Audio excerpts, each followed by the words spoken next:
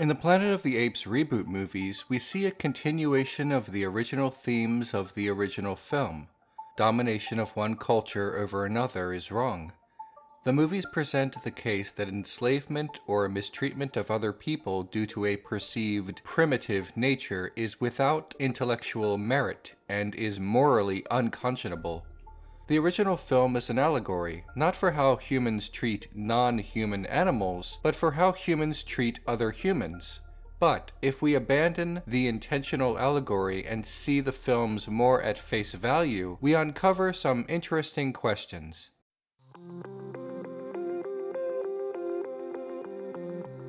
So let's talk about the tongue-twistery word speciesism, a term coined by writer Richard Ryder, which means prejudice against a being due to its membership in a species. In Dawn of the Planet of the Apes, Dreyfus is a speciesist. Even after learning that the apes are intelligent, can negotiate with the humans, and that their leader means no harm, Dreyfus recommends that his people kill the entire population of apes for greater access to a nearby dam. He gives his friend only a few days to come up with a peaceful solution. That's because Dreyfus values any human life over the entire population of apes, solidifying his speciesism. Now in the real world, most humans are speciesist.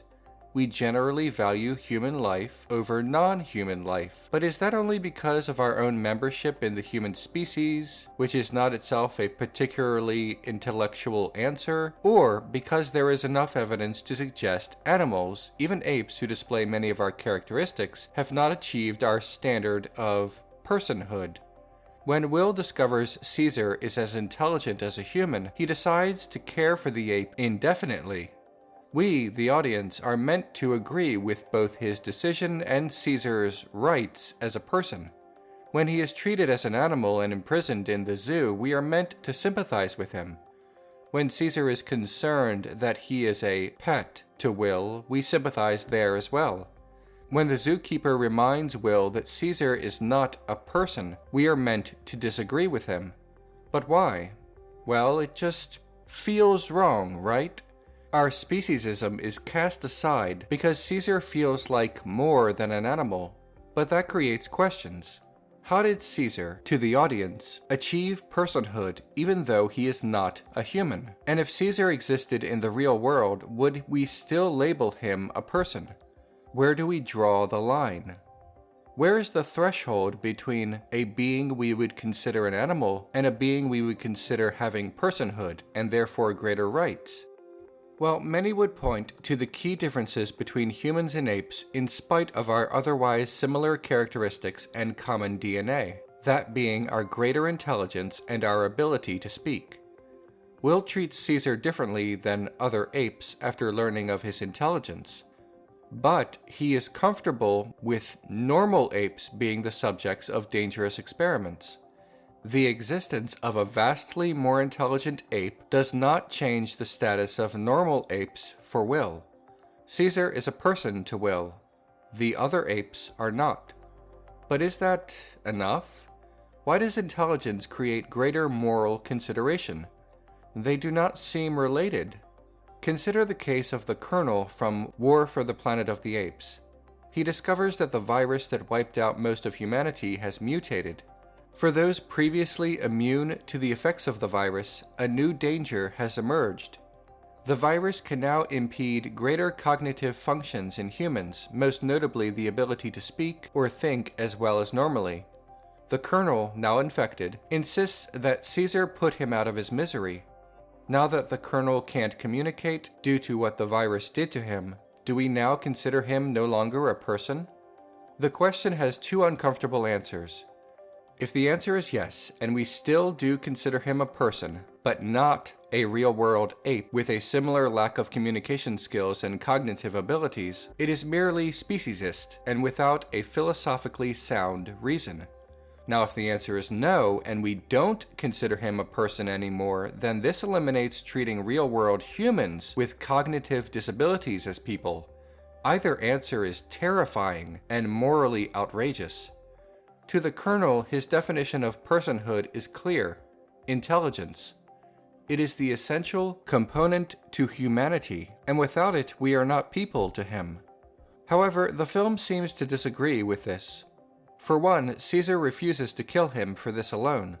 For another, Nova, the young girl, is also infected with the virus.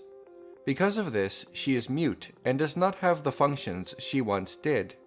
We do not, however, see her as less than human, less of a person because of it.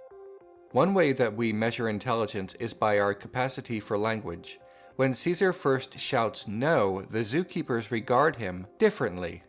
The fact that some real-world apes can use sign language is proof of some level of intelligence greater than most other animals. And humanity's more complex capacity for language is evidence of our greatest intelligence on our planet. But is signing the way humans do enough to prove that apes are people, or is there something they lack?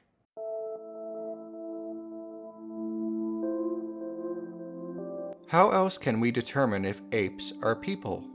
It may be in the way that only humans seem to be able to interact with one another. Deception. Lying requires a sophistication of cognitive abilities that suggests higher functions.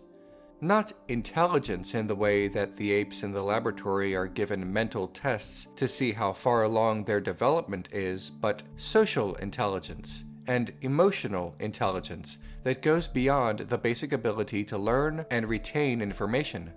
In order to properly deceive, one must be working on what 20th century philosopher Daniel Dennett called a second-order intentional system. He said, "Intentional systems theory is, in the first place, an analysis of the meanings of such everyday mentalistic terms as believe, desire, expect, decide, and intend, the terms of folk psychology that we use to interpret, explain, and predict the behavior of other human beings, animals, and some artifacts such as robots and computers, and indeed ourselves." That is a bit of a mouthful, but as it relates to the Planet of the Apes, it means that the newly enhanced apes at the zoo must be capable of beliefs, desires, and other intentions, and must be capable of having beliefs and desires about beliefs and desires, specifically to want someone to have a false belief. In Dawn of the Planet of the Apes, Koba secretly sets fire to the ape's home. He then shoots Caesar and frames the humans for Caesar's apparent death as a false flag to wage war on humanity. Caesar actually survives, and Koba's deception is revealed. According to Dennett, Koba is displaying an intentional system on a level necessary to qualify as a person. Now, this may seem rather inflammatory to humanity. The idea that humans are people because we lie. It's a bit provocative, maybe even insulting, but many psychologists have proposed that deception is how we became human to begin with. The evolutionary advantage of being able to deceive other members of one's social group is what led to the brain size and intelligence that separates us from the rest of the animal kingdom. Those who had greater ability to deceive and detect deception survived and passed on their genes. People who misunderstand evolution sometimes question, loudly, if evolution is real, why are there still apes? But that is not how that worked. Humans did not evolve from chimpanzees like Caesar. Instead, humans and apes have a common ancestor. The evolutionary divergence occurred between 5 million and 7 million years ago, although some say it's a broader approximation of that. But if deception is what makes us people, and humans and apes diverged millions of years ago, wouldn't that be enough to declare apes not people? Well, not quite. Outside of the fictional realm of Planet of the Apes, there is evidence of deception among apes who have learned sign language. Take, for example, the famous Koko the gorilla. After Koko ripped a large steel sink from the wall and her keepers asked her about it, she claimed that her pet cat did it. She blamed it on someone else. She lied. Many other animals display varying degrees of deception as well. Animals play dead, for example. Whether this is functional deception, meaning association of an action with another action, or intentional deception with respect to beliefs about truth and falsehoods, is still open for debate, although there are a lot of laboratory experiments that say that it is the former and not the latter. Indeed, all of this deception may not be enough to convince some philosophers of the personhood of non-human animals. They perhaps think that anything that is not human, even the enhanced apes in the zoo of the film, could not be classified as people, and that they are only living machines programmed by God or evolution. The problem with this blanket assertion is that that could be applied to humans as well. The assertion is meant to differentiate between humans and non-human animals, but if it can just as easily be applicable to humans, it erases the claim altogether due to its lack of differentiation. Yet, even if laboratory tests conclude that apes can only withhold information, but not truly deceive, and again, there is a lot of evidence of that, is that enough to disqualify them from being people? From beings that think, have desires, feelings, etc.? The Alpha Omega military cult in the film shouts and barks like animals, blurring the line between us and them. Maybe our personhood is something more than speaking and deception. The soldiers have been stripped of their humanity, not by the virus, but by the Colonel, who has turned them into unsympathetic monsters. The virus does not take that away. When the Colonel killed his son after the child was infected, apparently the boy still showed love for his father. Maybe that's the real humanity, the real personhood, even if it's rather difficult to measure. If so, at least in this case, the apes have achieved it. Hi everyone, if you like what I do, please click on the orange Patreon link below. That's how this show happens. It's also the only way to request an episode. Also, please like, share, subscribe, and click on the notification bell so that you never miss an episode. I'll see you next week.